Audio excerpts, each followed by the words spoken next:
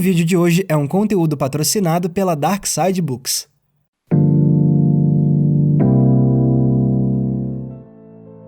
Os gêneros do suspense e do terror são repletos de grandes clássicos. Psicose, O Silêncio dos Inocentes, O Iluminado. Esses são sempre alguns dos exemplos mais relembrados. Mas existem também aqueles clássicos que não são tão populares, apesar de terem sido obras extremamente influentes. E no mundo do suspense, um dos maiores exemplos de clássicos subvalorizados é O Colecionador. Tanto o filme de 1965 quanto o livro que deu origem a ele, de 1963. Nunca ouviu falar de O Colecionador? Pois bem, o melhor momento para conhecer a obra é agora, porque a editora Dark Side Books está publicando esse livro aqui no Brasil. Por isso, eles me convidaram para fazer um vídeo especial para vocês sobre esse clássico da literatura e do cinema. E eu achei que o melhor seria explicar justamente por que o livro e o filme de O Colecionador são obras tão importantes e influentes. Então hoje a gente vai analisar por que essa é uma história tão boa e como ela inspirou autores icônicos como Stephen King, Neil Gaiman e Thomas Harris. You know what I want. It's what I've always wanted. O Colecionador é um livro de 1963 escrito pelo autor britânico John Fowles. E apenas 2 anos depois, a história foi adaptada ao cinema num filme estrelado por um jovem Terence Stamp. A trama nos apresenta Frederick Clegg, um jovem britânico sem amigos que gosta de colecionar borboletas. E Clegg é apaixonado pela jovem Miranda, uma bela estudante de artes plásticas. Ele, porém, jamais falou com ela. Em vez disso, Clegg tem perseguido a Miranda, silenciosamente acompanhando cada passo dela à distância. Então, o que ele decide fazer? Sequestrar Miranda, levá-la para sua casa isolada e mantê-la como sua prisioneira num quarto secreto. E ali o Clegg pretende manter a Miranda até o dia em que ela se apaixone por ele. A partir de agora, a gente vai ver como Miranda tenta sobreviver e escapar desse pesadelo. Please! E o que faz O Colecionador ser uma obra tão boa? Bom, em primeiro lugar, a gente tem o suspense criado em torno desse enredo. Sequestro e cárcere privado obviamente já são coisas assustadoras. Mas a situação fica pior com o sentimento que a obra cria de que escapar é um desafio impossível.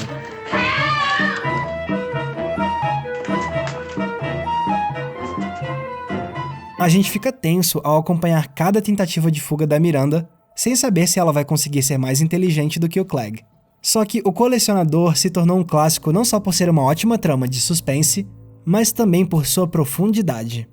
Para começo de conversa, você tem personagens muito bem desenvolvidos. O avançar do enredo mostra que os protagonistas são muito mais do que vilão e mocinha. Tanto Clegg quanto Miranda têm as suas complexidades psicológicas. Se no começo Miranda é uma mulher com pavor do seu sequestrador, cada vez mais ela se torna mais confiante, tentando entender a mente de Clegg.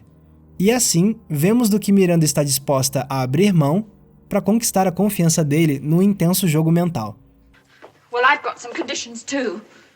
E como acontece nos melhores suspenses, o vilão é um personagem fascinante. Clegg já nos chama a atenção por seu pensamento distorcido. Ele de imediato nos convida a fazer uma análise psicológica dele. Por exemplo, pouco a pouco, fica claro como o hábito de colecionar borboletas está interligado na mente do Clegg com a visão que ele tem de Miranda. Como ele pode facilmente coletar essas criaturas que ele considera tão belas, ele se sente no direito de fazer o mesmo com o seu grande amor. É uma obsessão horrenda que nos assusta muito, e assim a gente procura cada vez mais entender o que se passa na mente dele. We all want things we can't have. We all take what we can get. E esse personagem fica ainda mais fascinante quando a gente entende como ele foi um vilão diferente para sua época. Por décadas, o criminoso de histórias de suspense muitas vezes era retratado como alguém completamente do mal. Não havia muito espaço para nuances em sua personalidade. Mas ao escrever o livro, o autor John Fowles seguiu outro caminho. Ao nos apresentar muito da história pela perspectiva do Clegg, a gente começa a entender por que ele se sente solitário e excluído pela sociedade. Além disso, a gente vê um inquietante contraste em Clegg. Ele é o vilão, mas não é um cara explosivo, propenso a abuso físico ou coisas do tipo. Pelo contrário, ele é extremamente calmo e educado. Ou seja, Fawkes criou um antagonista de suspense muito mais humanizado, um vilão mais complexo e com diferentes camadas psicológicas. Algo que certamente destacou Clegg como um personagem dentro do gênero do suspense naquela época. The only other thing is sex. It's not that at all. I shall have all the proper respect. Tendo personagens tão bem escritos, não é de surpreender que o colecionador use seus protagonistas para abordar temas profundos. O mais evidente deles é o abuso. Ao ver um homem que se acha no direito de sequestrar uma mulher para que ela se apaixone por ele, a gente entende como abusadores não conseguem enxergar suas próprias ações como atos tóxicos. Eles estão sempre justificando suas atitudes com uma lógica deturpada, exatamente como Clegg faz. I don't understand why you brought me here.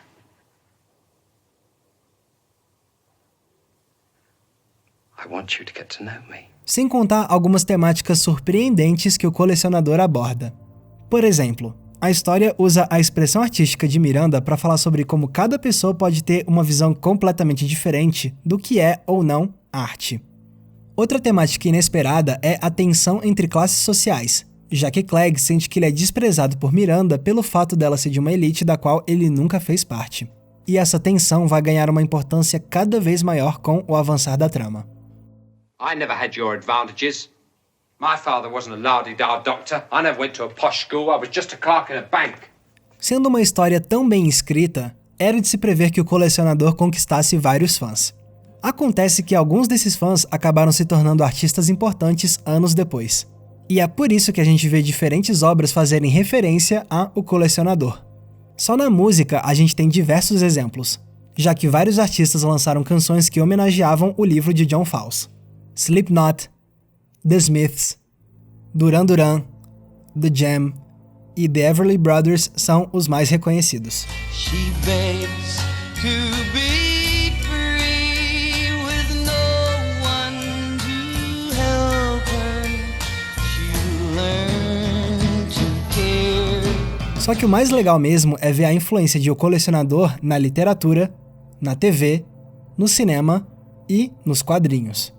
Na TV, por exemplo, a gente pode apontar o seriado Criminal Minds. No episódio duplo chamado The Fisher King, um criminoso manda aos investigadores uma série de códigos usando o livro de O Colecionador como base. Anything in 1963 published in Great Britain? The Collector? Sem contar os grandes escritores que se inspiraram em O Colecionador.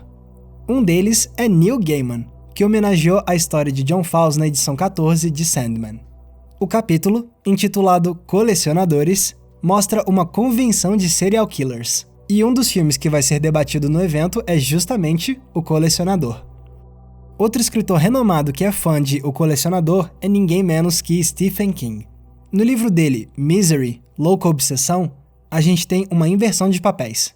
Aqui é um homem que é mantido como refém por uma mulher apaixonada. E se você olhar o prefácio da parte 3 do livro, vai ver uma citação tirada diretamente de O Colecionador.